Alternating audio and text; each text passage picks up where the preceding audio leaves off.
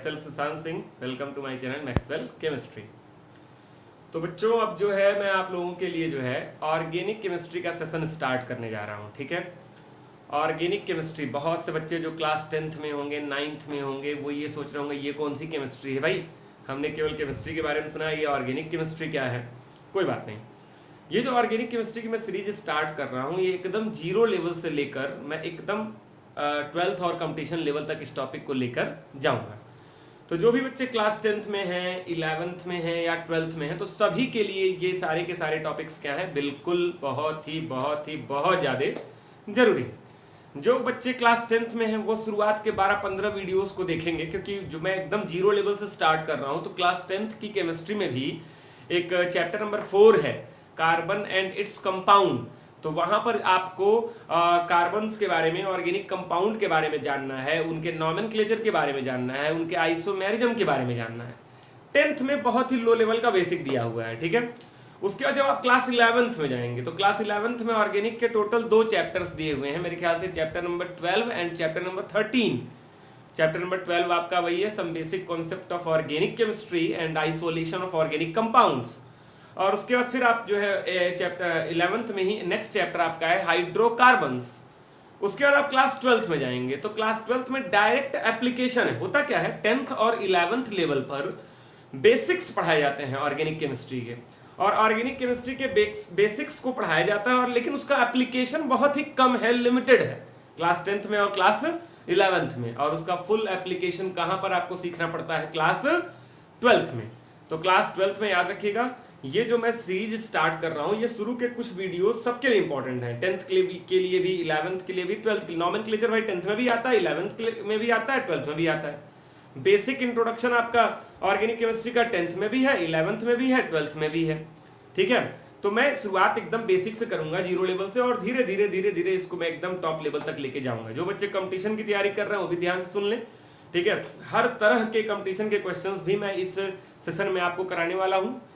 Zero level, फिर आपका academic level, फिर आपका फाउंडेशन लेवल, फिर आपका सुपर एडवांस लेवल। तो धीरे धीरे लेवल उठता चला जाएगा। लेकिन सबसे बड़ी चीज क्या होती है, ऑर्गेनिक केमिस्ट्री बहुत से बच्चों को बहुत रुलाती है। तो सबसे बड़ी और मतलब क्लियर चीज आप अपने दिमाग में बैठा लीजिए कि एकदम बेसिक्स आपके एकदम क्या होने चाहिए, क्लियर होने चाहिए। तो मैं एकदम कहानी की तरह आपको पूरा ऑर्गेनिक केमिस्ट्री पढ़ाने वाला हूँ। मजे से पूरा वीडियो, हर वीडियो अंत तक देखते रहिएगा। ठीक है, मैं इसका प्लेलिस्ट भी बना दूंगा, आप प्लेलिस्ट में भी जाकर इसके तमाम वीडियोस को देख सकते हैं। और टॉपिक वाइज टॉपिक एकदम जीरो लेवल, जिसको कुछ ऑर्गेनिक नहीं आती है, देखना शुरू कर दो आज से मेरा वीडियो, जाओ तुमको ऑर्गेनिक के मास्टर बन जाओगे। बस ध्यान से देखना शुरू कर दो मेरे वीडियोस को। तो चलिए सबसे पहले हम बात करते हैं, ठीक है, केमिस्ट्री की। केमिस्ट्री क्या है, कई चैप्टर्स मैंने आपको तमाम अलग अलग क्लासेस के वीडियोस बनाकर दे भी दिए हैं, आप उसको पढ़ भी रहे होंगे। तो केमिस्ट्री के बेसिकली 3 ब्रांच हैं। केमिस्ट्री के भी 3 ब्रांच हैं। एक को हम बोलते हैं फिजिकल केमिस्ट्री, एक को हम बोलते हैं इनऑर्गेनिक केमिस्ट्री, और एक को हम बोलते हैं ऑर्गेनिक केमिस्ट्री। ऑर्गेनिक केमिस्ट्री हम शुरू करने वाले हैं। ठीक है, तो केमिस्ट्री के आपके बेसिकली 3 ब्रांच है। फिजिकल केमिस्ट्री का मतलब होता है एक ऐसी केमिस्ट्री जिसमें न्यूमेरिकल्स होंगे, डेरिवेशंस होंगे, वो थोड़ा सा फिजिक्स से रिलेटेड होगी, that is called physical chemistry. अच्छा, कितने तरह के एलिमेंट्स के बारे में आप लोग जानते हैं? अब तक आप लोगों ने पढ़ा है केमिस्ट्री क्या है, 118 एलिमेंट का ही तो खेल है भाई, 118 तरह के एलिमेंट है, उन्हीं का खेल है केमिस्ट्री। तो याद रखिएगा, इनऑर्गेनिक केमिस्ट्री का मतलब होता है, इनऑर्गेनिक का हिंदी होता है, इसको हिंदी में बोलते हैं बच्चों अकार्बनिक, जो कार्बन से ना बना हो। तो इनऑर्गेनिक केमिस्ट्री का मतलब होता है कार्बन को छोड़कर बाकी सारे एलिमेंट। 118 एलिमेंट में से कार्बन को अगर आप छोड़ देंगे, नहीं लेंगे, तो कितने एलिमेंट बचे, 117। तो जो 117 एलिमेंट्स होते हैं उन्हीं की कंप्लीट स्टडी को हम लोग क्या बोलते हैं, इनऑर्गेनिक केमिस्ट्री बोलते हैं। और अभी मैं बात करने जा रहा हूं ऑर्गेनिक केमिस्ट्री। ऑर्गेनिक को हिंदी में बोलते हैं बच्चों कार्बनिक रसायन। क्या बोलते हैं, कार्बनिक रसायन। केमिस्ट्री मतलब रसायन, नाम पे ही जाओ। कार्बनिक का मतलब क्या होता है, कार्बन, मतलब कुछ दिमाग में बैठ रहा होगा, मतलब कार्बन एक एलिमेंट है जिसका एटॉमिक नंबर है 6, जिसका मास नंबर है 12। तो कार्बन एक ऐसा एलिमेंट है जिसके बारे में इस पूरी केमिस्ट्री के अंदर हमको पढ़ना है, ऑर्गेनिक केमिस्ट्री के अंदर।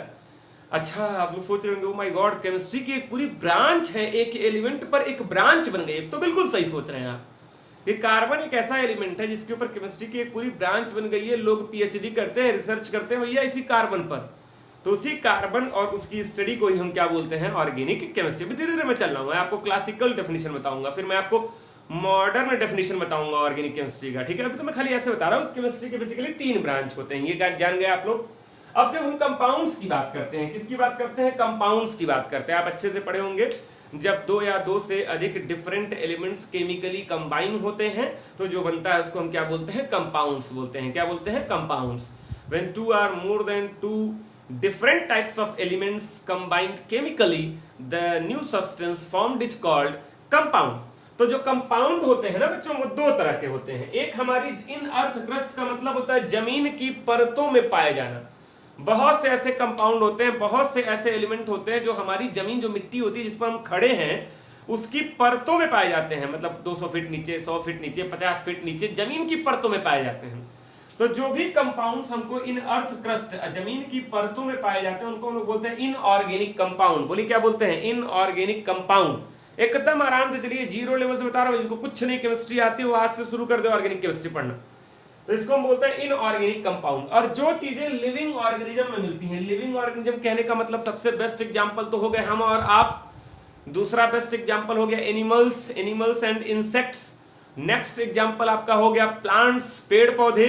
भाई लिविंग बींग्स का मतलब यही तो हो गए, ह्यूमंस हो गए, एनिमल्स हो गए, इंसेक्ट्स हो गए, उसके बाद आपका प्लांट्स हो गए।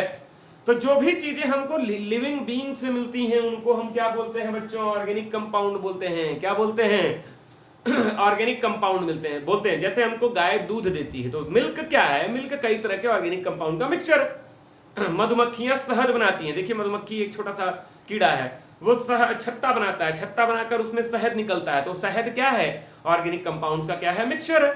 ठीक है, हम लोग जो है, हम लोग तमाम चीजें खाते पीते हैं, जो भी रोटी दाल चावल, ये सब क्या है बच्चों, ऑर्गेनिक कंपाउंड है। तो जो भी चीजें लिविंग बीइंग से मिलती हैं, ठीक है, चाहे वो एनिमल्स हो, चाहे वो प्लांट्स हो, चाहे हम और आप हो, वो कंटेन करते हैं कार्बन और उसके कंपाउंड्स को, इसीलिए ऐसे कंपाउंड्स को हम क्या बोलते हैं, ऑर्गेनिक कंपाउंड बोलते हैं। तो जनरल मैंने आपको इंट्रोडक्शन दिया केमिस्ट्री का और फिर आपको इंट्रोडक्शन दिया कंपाउंड्स का। अब हम चलते हैं classical definition of organic chemistry पे।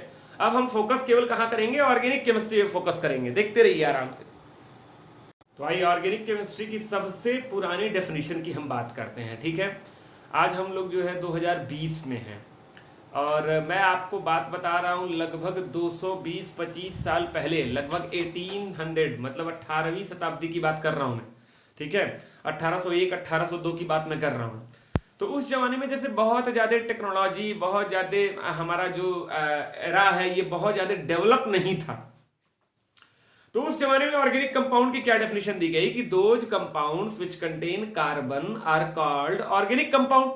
मतलब सीधे सीधे बोल दिया गया भैया कि अगर आपके पास कार्बन है तो आप ऑर्गेनिक कंपाउंड है, और आपकी स्टडी को ही क्या बोलते हैं, ऑर्गेनिक केमिस्ट्री बोलते हैं। मेरी बात को ध्यान से सुनना, ये 220-25 साल पहले बोला गया था, ये सही था, ये सही नहीं था, ये गलत था, लेकिन मैं आपको हिस्ट्री बता रहा हूं कि 220-225 साल पहले ये बोला गया कि जो भी कंपाउंड कार्बन कंटेन करते हैं उनको हम बोलते हैं ऑर्गेनिक कंपाउंड, और उन्हीं की स्टडी को क्या बोलते हैं, ऑर्गेनिक केमिस्ट्री। क्या बोलते हैं, ऑर्गेनिक केमिस्ट्री। ये डेफिनेशन गलत है, जैसे यहां पर देखिए लिखा हुआ है क्लासिकल क्लासिफिकेशन नहीं, classical definition of organic compound.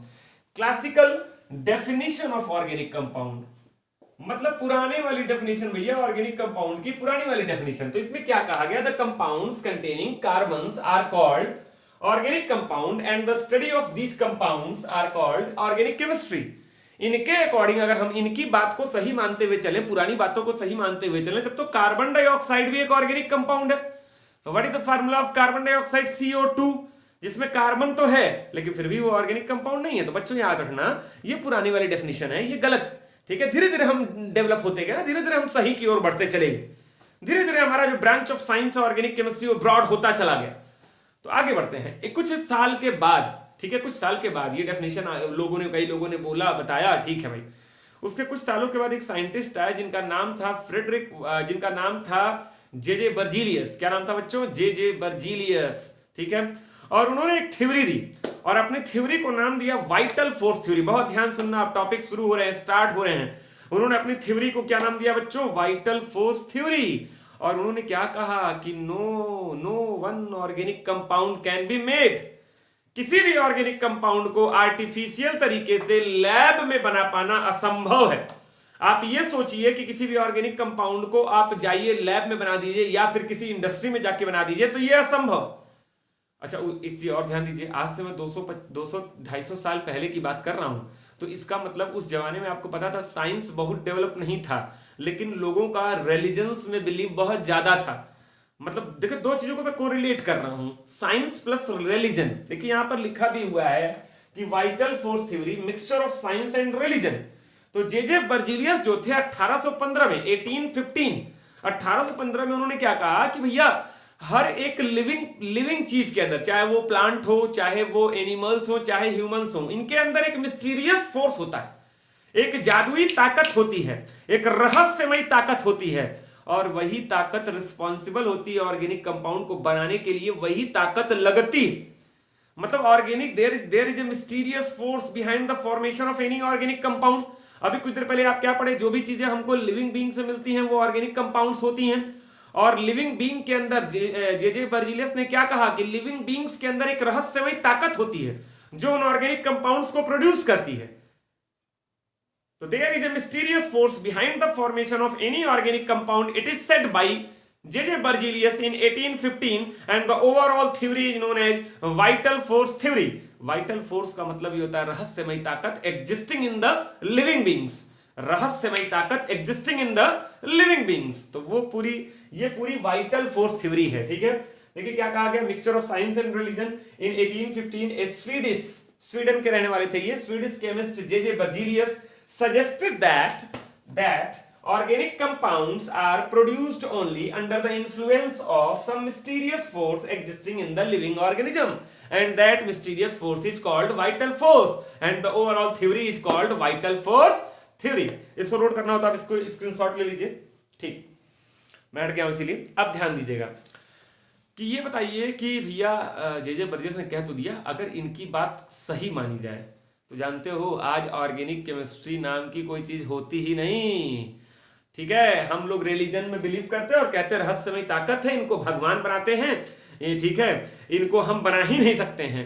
आखिर इन ऑर्गेनिक कंपाउंड्स को वैसे तो भगवान ही सब कुछ बनाते हैं, ये हकीकत, ठीक है। लेकिन धीरे धीरे जब साइंस डेवलप हुआ तो हम लोग हर चीज के पीछे एक लॉजिक, एक रीजन खोजने लगे, ठीक है। तो जे बर्जीलियस की ये जो थ्योरी थी, आपको भी लग रहा होगा ये थ्योरी आगे चल के क्या हो गई, फेल हो गई। तो जे बर्जीलियस के ही एक शिष्य थे, उन्हीं की लैब में काम करने वाले जर्मन केमिस्ट थे, ठीक है, जिनका नाम था फ्रेडरिक वॉहलर। सबसे पहला ऑर्गेनिक कंपाउंड लैब में आर्टिफिशियल तरीके से फ्रेडरिक वॉहलर ने बनाया। और याद रखिए पूरी दुनिया 1815 में ये जे बर्जीलियस आए थे, और 1828 13 साल के बाद आफ्टर 13 ईयर्स पहला ऑर्गेनिक कंपाउंड लैब में आर्टिफिशियल तरीके से बना था। और उसको बनाया किसने था, फ्रेडरिक वॉहलर ने बनाया था, ठीक है। और 13 साल तक लोगों ने इस वाइटल फोर्स थ्योरी को ट्रू माना, कहा भाई ये बात सही है, ये भी वाली भी डेफिनेशन क्या है, सही है। ये सारी चीजें आगे चलकर क्या हो गई, फेल हो गई। और फेल करने का सबसे बड़ा श्रेय किसको जाता है, फेल करने का सबसे बड़ा रिस्पॉन्सिबल किसको माना जाता है, तो वो है फ्रेडरिक वॉहलर। तो फ्रेडरिक वॉहलर की वजह से ही आज ऑर्गेनिक केमिस्ट्री इतनी ब्रॉड केमिस्ट्री बनकर बैठी। तो चलिए आगे बढ़ते हैं, तो चलिए आगे बात करते हैं। तो 1828 में आए फ्रेडरिक वॉहलर। अच्छा याद रखिएगा, अभी तक आप क्या जाने, जो भी चीजें हमको लिविंग बीइंग से मिलती हैं वही ऑर्गेनिक कंपाउंड होती हैं, और उन्हीं की स्टडी को हम क्या बोलते हैं, ऑर्गेनिक केमिस्ट्री बोलते हैं, ठीक है। ये आप जाने अभी तक। और ऑर्गेनिक कंपाउंड्स को आर्टिफिशियल तरीके से लैब में नहीं बना सकते हैं। अब फ्रेडरिक वॉहलर आए 13 साल के बाद 1828 में, और उन्होंने क्या एक्सपेरिमेंट किया, देखिए उन्होंने क्या किया, ये लिया NH4Cl। NH4Cl को बोलते हैं बच्चों अमोनियम क्लोराइड। मैं नाम भी बोल रहा हूं, आप लोग नाम भी नोट कर लेना, जो बच्चे 10th में हो तो खासकर नोट कर लेंगे, बाकी 11th 12th वाले बच्चे जो इसको देख रहे हैं उनका तो रिवीजन हो रहा है। तो अमोनियम क्लोराइड को उन्होंने KCNO, ये देखो CN के साथ O भी है, जब CN के साथ O भी होता है तो इसको बोलते हैं cyanate, KCNO potassium cyanate. Ammonium chloride को जो पोटेशियम साइनेट से रिएक्शन कराया तो बना अमोनियम साइनेट NH4CnO। अमोनियम साइनेट एक इनऑर्गेनिक कंपाउंड है, भले इसके अंदर कार्बन दिख रहा है आपको, क्योंकि ये किसी लिविंग बीइंग से नहीं मिलता है। तो अमोनियम साइनेट एक इनऑर्गेनिक कंपाउंड है, पॉइंट टू बी नोटेड, मैं बोल रहा हूं ये एक इनऑर्गेनिक कंपाउंड है। जब ये अमोनियम साइनेट को उन्होंने गर्म किया, देखिए अमोनियम साइनेट को क्या कर दिया, हीट कर दिया, किसने, फ्रेडरिक वॉहलर ने, तो बना NH2CO NH2, इसको बोलते हैं urea. NH2 single bond C, double bond O है, फिर सिंगल बॉन्ड NH2, इसको बोलते हैं यूरिया। क्या बोलते हैं भाई? इसको बोलते हैं यूरिया। और ये एक ऑर्गेनिक कंपाउंड है, मतलब पहला ऑर्गेनिक कंपाउंड। ये आप कह रहे सर ये क्या लिविंग बींग से मिलता है? बिल्कुल भाई, जो यूरिया होता है ह्यूमंस और एनिमल्स के यूरिन्स में, ठीक है, जो हम लोग यूरिन जो है निकालते हैं बाहर, ठीक है, उस यूरिन के अंदर ये यूरिया एक केमिकल होता है जो पाया जाता है। तो यूरिन ह्यूमन बॉडी और एनिमल्स के बॉडी से ही बाहर निकलता है, तो मतलब लिविंग बीइंग से ही मिल रहा है। तो यूरिया एक ऑर्गेनिक कंपाउंड है। तो ये बताइए, उन्होंने अमोनियम साइनेट को गर्म करके लैब में, ये गर्म करने वाला काम कहां हुआ था? लैब में। तो अमोनियम साइनेट को गर्म करके यूरिया बना दिया, लैब में यूरिया बना दिया मेरे भाई। इसका मतलब पूरे साइंस वर्ल्ड में हाहाकार मच गया कि वाइटल फोर्स थ्योरी क्या है? गलत है।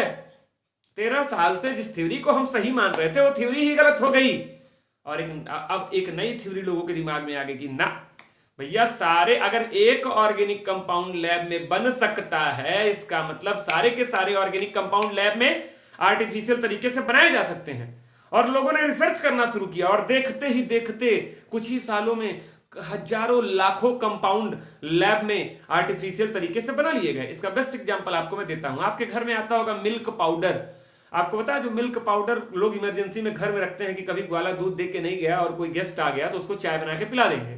जो मिल्क पाउडर होता है ये रियल मिल्क नहीं होता है, ये लैब में बनाया गया केमिकल होता है, जो प्रॉपर्टी में, कलर में, टेस्ट में, स्मेल में दूध जैसा होता है। ठीक है, आप लोग चॉकलेट खाते होंगे, आपको लगता है कि आप रियल चॉकलेट खा रहे हैं, एक्चुअली आप रियल चॉकलेट खाते ही नहीं। जो चॉकलेट के पेड़ होते हैं, बीज होता है कोको बीन्स, ठीक है, कोको बीन्स की एक इतने बड़े बड़े बीज आते हैं जो बड़े कॉस्टली होते हैं। और सोचिए आप, गली मोहल्ले में जगह जगह 10-10 रुपए में चॉकलेट बिक रही होती है, तो रियल कोको बीन्स का नहीं बना होता, ठीक है। तो वो क्या है? आर्टिफिशियल तरीके से लैब में बनाया गया केमिकल है जो आप खा रहे हैं। आप लोगों ने साइंस कभी कभी टीवी वगैरह पे देखा होगा, क्लोनिंग सिस्टम का नाम सुना होगा। मतलब अब तक हम जो है समझते थे कि भाई एक इंसान से ही एक दूसरा इंसान जनरेट हो सकता है, ठीक है, बच्चे के फॉर्म में। लेकिन अब क्या हो रहा है? क्लोनिंग हो रहा है। आपकी बॉडी से एक आध सेल निकालेंगे इंजेक्शन से, और खड़ाक से आप जैसा दिखने वाला, आप जैसा प्रॉपर्टी वाला एक क्लोन खड़ा कर देंगे। मतलब आज की डेट में आप देख रहे हैं तो लगभग सारी चीजें आर्टिफिशियल बन रही है। अभी कुछ दिन पहले न्यूज पे दिखा रहा था कि चाइना ने प्लास्टिक के चावल बना दिए हैं। ओ माय गॉड, चाइना ने प्लास्टिक का चावल बना दिया, आपको धान की खेती करने की भी जरूरत नहीं है। तो साइंस इतना तेज डेवलप होता चला जा रहा है कि आज की डेट में लगभग सारे ऑर्गेनिक कंपाउंड आर्टिफिशियल तरीके से लैब में बन चुके हैं। तो बच्चों ये सारे पॉइंट्स को नोट कर लो। देखो लिखा हुआ in 1828 German chemist Friedrich Wohler broke the vital force theory and made first organic compound in the lab. ये तरीका है। हाँ, एक और देख लो, हरमन कोलबे। इनके बाद कोई पूछे सेकेंड ऑर्गेनिक कंपाउंड किसने बनाया और कैसे बनाया, तो हरमन कोलबे। इसके जस्ट बाद हरमन कोलबे एक साइंटिस्ट है जिन्होंने कार्बन लिया और हाइड्रोजन गैस लिया, और इसको इलेक्ट्रिक आर्क के थ्रू हम बहुत ही कम समय में बहुत ज्यादा वोल्टेज क्रिएट कर सकते हैं। तो इलेक्ट्रिक आर्क देकर बनाया इथाइन। आपको पता है इथाइन एक ऑर्गेनिक कंपाउंड है, नहीं भी पता है, मान लीजिए आप जीरो से शुरू कर रहे हैं, आप जिंदगी में पहली बार ऑर्गेनिक केमिस्ट्री पढ़ रहे हैं, मेरा ही वीडियो देखना शुरू कर दिए हैं, तो कोई बात नहीं है। ये क्या है? ये एक ऑर्गेनिक कंपाउंड है, अभी आप जान जाओ बच्चा, इसका नाम होता है इथाइन। मैं आगे जब नॉमेनक्लेचर पढ़ाऊंगा तो और आपका क्लियर हो जाएगा कि कैसे इसका नाम पड़ा इथाइन। जब इथाइन को इन्होंने वाटर और H2SO4 और HgSO4, Hg माने होता है मरकरी, मर्क्यूरस सल्फेट, ये इनके प्रेजेंस में रिएक्शन कराया तो ये बन गया CH3CHO। ये एल्डिहाइड है। क्या है? एल्डिहाइड है। जो बच्चे 11th में होंगे उनको पता है इसका IUPAC नेम क्या है, इथेनल। 1 2 2 कार्बन है तो एथ, और सिंगल है तो एन, और एल्डिहाइड है तो अल, इथेनल। सब बताऊंगा। जो बच्चे 10th वाले हो केवल जान जाए ये एल्डिहाइड है, ये एक ऑर्गेनिक कंपाउंड। तो पहला ऑर्गेनिक कंपाउंड बनाया फ्रेडरिक वोलर ने, दूसरा, और ये भी ऑर्गेनिक कंपाउंड, ये भी दूसरा और तीसरा ऑर्गेनिक कंपाउंड बनाया हरमन कोलबे ने। इसको आप नोट कर लीजिए। तो बच्चों अब बात करते हैं modern definition of organic chemistry की, ठीक है। तो अब जो है, जब आपका वाइटल फोर्स थ्योरी ब्रेक हो गया, ऑर्गेनिक कंपाउंड आर्टिफिशियल तरीके से लैब में बनने लगे, तो अब ये चीज नहीं माना जाता है कि अब हम कह सकते हैं कि ऑर्गेनिक कंपाउंड कोई जरूरी नहीं है कि हमको लिविंग बीइंग से ही मिले, हम उसको लैब में भी बना सकते हैं। भैया हमारी टेक्नोलॉजी बहुत आगे निकल गई है। तो अब मॉडर्न डेफिनेशन क्या आ गई? द कंपाउंड्स कंटेनिंग एटलीस्ट का मतलब होता है कम से कम। The compound containing at least carbon and hydrogen called organic compound, and the study of organic compound is called organic chemistry. तो ये डेफिनेशन आपको याद रखनी। इसमें भी एक्सेप्शन है 2-4, बता दूंगा मैं आपको, लेकिन ये डेफिनेशन आपको याद रखनी है। Modern definition of organic chemistry, the compound containing at least carbon and hydrogen called organic compound and the study of organic compound is called organic chemistry. At least का मतलब होता है कि कार्बन होना कंपलसरी है, उसके साथ हाइड्रोजन होना भी कंपलसरी है, और उसके साथ कुछ और हो भी सकता है और नहीं भी। जैसे मैंने लिख दिया CH4, तो बताओ बच्चों ये ऑर्गेनिक कंपाउंड है? हाँ है। एक कार्बन है, 4 हाइड्रोजन है। मैंने लिख दिया C2H6, ये ऑर्गेनिक कंपाउंड है, कार्बन भी है, हाइड्रोजन है। मैंने लिख दिया C2H5OH, ये ऑर्गेनिक कंपाउंड है, हाँ है, क्योंकि कार्बन और हाइड्रोजन है ना। इसके साथ कैलकुलेशन ऑक्सीजन भी आ गया, कोई बात नहीं, ऑक्सीजन आ गया। मैंने क्या लिखा है? एटलीस्ट, मतलब कार्बन हाइड्रोजन दिखना है, उसके अलावा और कुछ दिख भी सकता है और नहीं भी, ठीक है। लेकिन एक्सेट्रा, लेकिन इसके कुछ एक्सेप्शंस भी हैं। जैसे एक्सेप्शंस में याद रखना, एक्सेप्शन क्या मतलब, ऐसे ही बता दे रहा हूं, एक्सेप्शंस में याद रखिएगा। जैसे आपका जो है H2CO3, इसको बोलते हैं कार्बोनिक एसिड, नाम में भी कार्बोनिक है, फिर भी ये इनऑर्गेनिक, ठीक है। इसमें देखो कार्बन भी है और हाइड्रोजन भी है, फिर भी ये ऑर्गेनिक कंपाउंड नहीं है। जानते हो क्यों? क्योंकि ये टूटता है दो इनऑर्गेनिक कंपाउंड में, H2O और CO2। देखो H2O पानी आप दिन भर पीते हैं, ये ऑर्गेनिक कंपाउंड नहीं है, ये इनऑर्गेनिक है। CO2 कार्बन डाइऑक्साइड आप रिलीज करते हैं, O2 लेकर CO2 रिलीज करते हैं, तो ये भी इनऑर्गेनिक है, और दो इनऑर्गेनिक से कभी एक ऑर्गेनिक नहीं बन सकता, ठीक है। तो ये ऑर्गेनिक कंपाउंड नहीं है। अभी कुछ देर पहले आप देखे थे अमोनियम साइनेट को, NH4CnO को, ये भी क्या है आपका, ये भी क्या है, अभी कुछ देर पहले फ्रेडरिक कोहलर ने इसी से बनाया था यूरिया, ये भी ऑर्गेनिक नहीं है, ये भी क्या है, इनऑर्गेनिक है। देखिए हाइड्रोजन भी है, कार्बन भी है।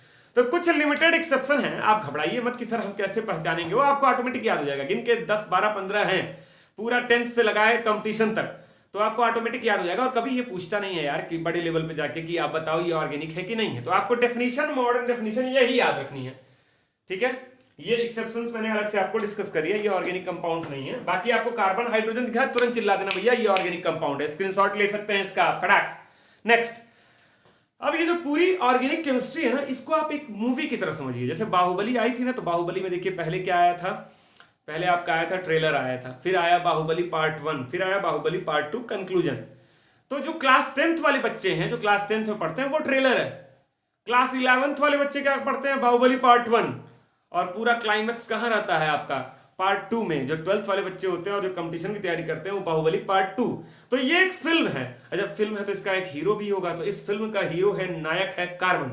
याद रखिएगा, अगर कोई पूछे who is the hero of organic chemistry, तो कड़ाक से बोल देना भैया carbon is the hero of organic chemistry. तो कार्बन के बारे में बहुत डिटेल से आपको समझना है, तो मैं अब कुछ बातें आपको कार्बन के बारे में बताने जा रहे हैं। Introduction of hero that is carbon. तो आइए कार्बन की बात करते हैं। तो ये बताइए कार्बन का सिंबल क्या होता है बच्चों? 6। कार्बन का सिंबल क्या होता है? C। इसका एटॉमिक नंबर क्या होता है? 6। और इसका मास नंबर क्या होता है? 12। ऐसे लिखा हुआ आपको मिलेगा 6C12। अगर कोई पूछे कि इसका एटॉमिक नंबर 6 है, तो इसका इलेक्ट्रॉनिक कॉन्फ़िगरेशन क्या होगा? 2,4। जो भी बच्चे 10th में हैं वो इसको अच्छे से जान रहे होंगे, 2,4 लिखते हैं। इसका अगर कोई पूछे मॉडर्न इलेक्ट्रॉनिक कॉन्फ़िगरेशन, तो 1s2, 2s2, 2p2। जो भी बच्चे 11th और 12th में हैं वो इस चीज को भी जान रहे होंगे। जो 10th में है कोई बात नहीं, वो 2-4 जाने, ठीक है। जो बच्चे आपका 11th और 12th में ये मॉडर्न इलेक्ट्रॉनिक कॉन्फ़िगरेशन है SPDF, जो 10th वाले बच्चे ये सीखना चाहते हैं SPDF, वो मैंने क्लास 11th का chapter number 2 structure of atom का वीडियो दे रखा है, उसमें जाकर SPDF सीख सकते हैं अगर आपको सीखना हो। बहुत शानदार तरीके से समझाया गया है, ठीक है। तो ये आपका हो गया 1s2, 2s2, 2p2। अब आओ और बातें करते हैं। तो कार्बन के आउटर मोस्ट में कितने इलेक्ट्रॉन है भैया? 4। तो अगर कार्बन के आउटर मोस्ट में 4 इलेक्ट्रॉन हैं, तो ये बताओ वो अपना ऑक्टेट पूरा करने के लिए कितने बॉन्ड बनाएगा? 4। अब बॉन्ड क्या होता है पता है सबको, 10th वालों को भी पता है, single bond, double bond, triple bond. 11th और 12th वालों को भी पता है। तो ये क्या बनाएगा? बॉन्ड बनाएगा। तो या तो देखो क्या क्या कंडीशन हो सकती है, या तो कार्बन चारों सिंगल बॉन्ड बना ले, या तो कार्बन एक डबल बनाकर 2 सिंगल बॉन्ड बना ले, या तो कार्बन क्या करे 2-2 डबल बॉन्ड बना ले, या तो कार्बन क्या करे एक ट्रिपल बॉन्ड बना के एक सिंगल बॉन्ड बना ले। भाई कार्बन यही तो करता है बस। लेकिन ये चीज ध्यान रखिएगा, नोट में याद रखिएगा कि carbon is always tetravalent. Carbon is always tetravalent. बहुत ही अच्छा लग रहा है, ठीक है।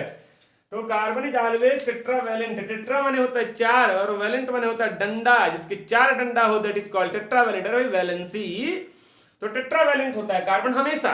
अच्छा तो कार्बन के अगर कभी तुमको 5 बॉन्ड दिखाई दे, 5 बॉन्ड वही 5 डंडे भैया, अगर कार्बन के 5 डंडे दिखाई देंगे तो इसका मतलब जानते हो क्या हुआ? इसका मतलब वो गलत है।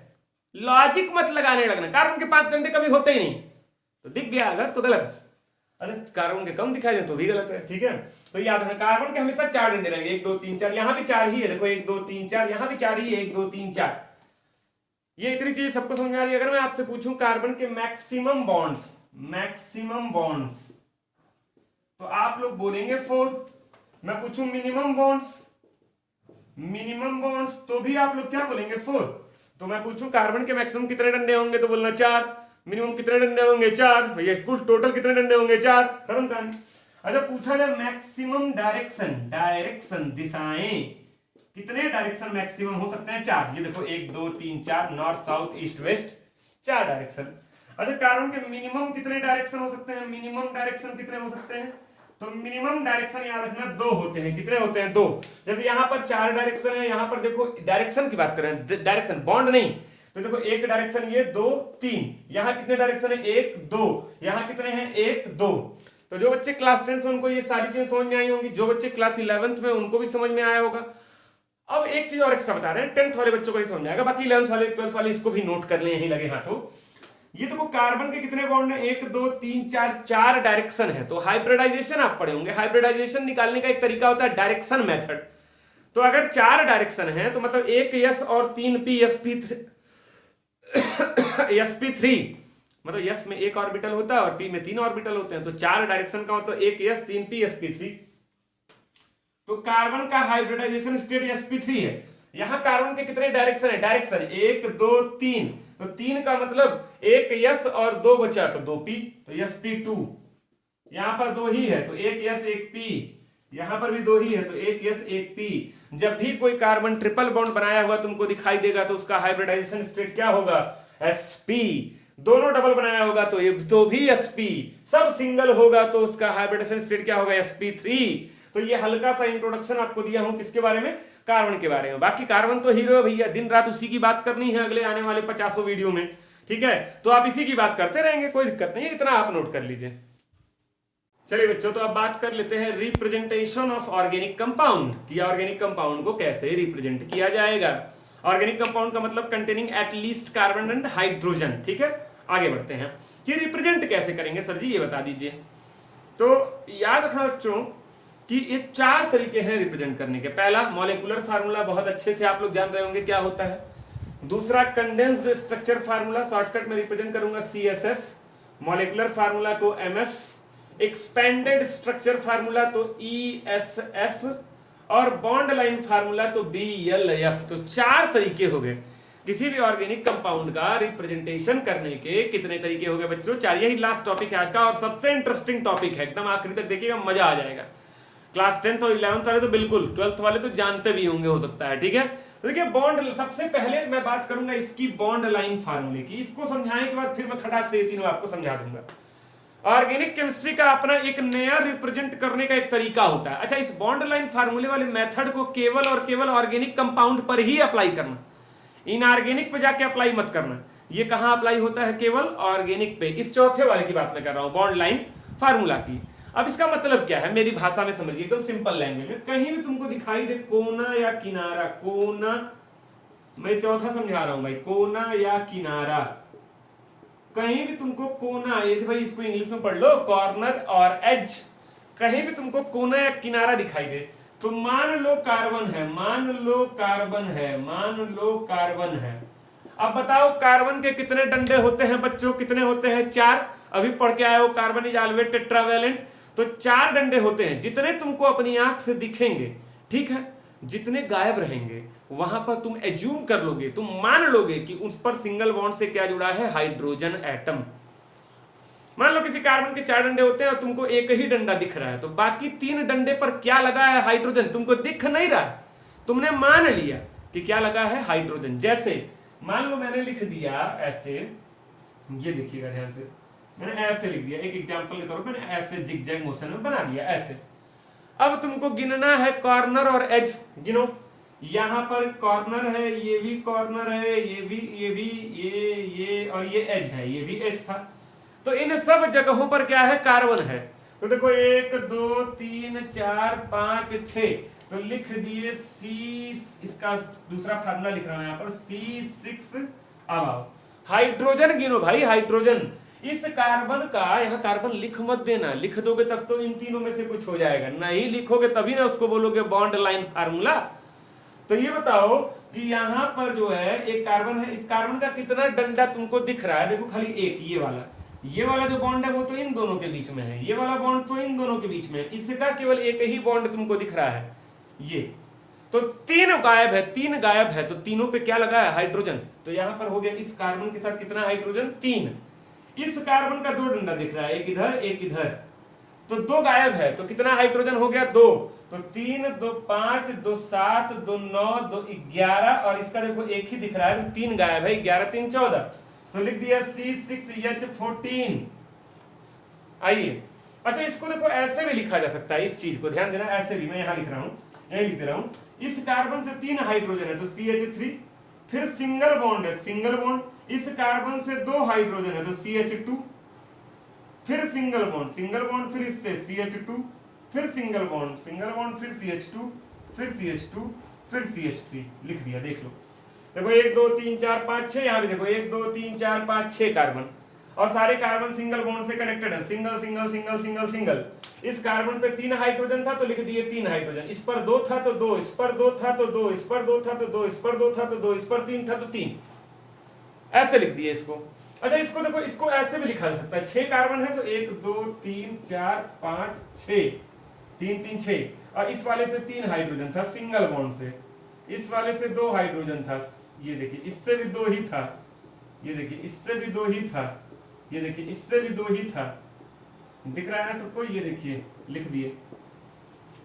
ये देखो एक ही चीज को रिप्रेजेंट करेंगे, एक तरीका ये हो गया, एक ये हो गया, एक ये हो गया, और एक ये हो गया, 4 तरीके आपको दिख रहे हैं, और चारों का मतलब एक ही है। यहां देखो हर कार्बन के 4 डंडे हैं, देख लो भाई, ये कंडीशन सेटिस्फाई होनी चाहिए, हर कार्बन के 4 डंडे होने चाहिए, देख लीजिए आराम से। तो ये वाला जो मैं लिखा हूं ये बॉन्ड लाइन फार्मूला है, इसको मैं क्या लिखता हूं, ये पहला वाला क्या है, BLF है, देखिए शॉर्टकट में लिख रहा हूं BLF है ये दूसरा वाला जो है इसको बोलते हैं कंडेंस्ड स्ट्रक्चर फार्मूला, मतलब स्ट्रक्चर भी बता रहा है और थोड़ा कंडेंस्ड भी है, इसको हम लोग बोलते हैं, देखो यहां लिख दे रहा हूं CSF। ये देखो पूरा एकदम खोल के रख दिए हैं, चौतरफा खुल गया है, एक्सपेंडेड स्ट्रक्चर फार्मूला, एकदम एक्सपेंड कर गया है, इसको हम बोलते हैं ESF, एक्सपेंडेड स्ट्रक्चर फार्मूला। और है बेचारा पिद्दू सा है, छोटा सा लिखा हुआ है, कोई मतलब है नहीं, इसको बोलते हैं MF, मॉलिक्यूलर फार्मूला। तो 4 तरीके, इन चारों का मतलब एक ही है। अभी मैं नाम की बातें नहीं कर रहा हूं, उसका नाम है हेक्सेन। अभी मैं नोमेनक्लेचर पे कहां आया हूं भाई, ये मैं केवल आपको बॉन्ड लाइन फार्मूला बता रहा था, और उसी के लगे हाथों ये 3 भी उसी के साथ समझा दिया। मतलब ऐसे लिखो, ऐसे लिखो, ऐसे लिखो, ऐसे लिखो, सबका एक ही मतलब है, देख लीजिए। मेनली फोकस हम लोग को करना है बॉन्ड लाइन फार्मूले। मैंने एक एग्जांपल में चारों आपको समझा दिया, उसी तरह आप सारे एग्जांपल में 4 कर सकते हैं। मेरा मेन फोकस है बॉन्ड लाइन फार्मूला आपको समझाना, ठीक है, बाकी तो आपको आता ही है।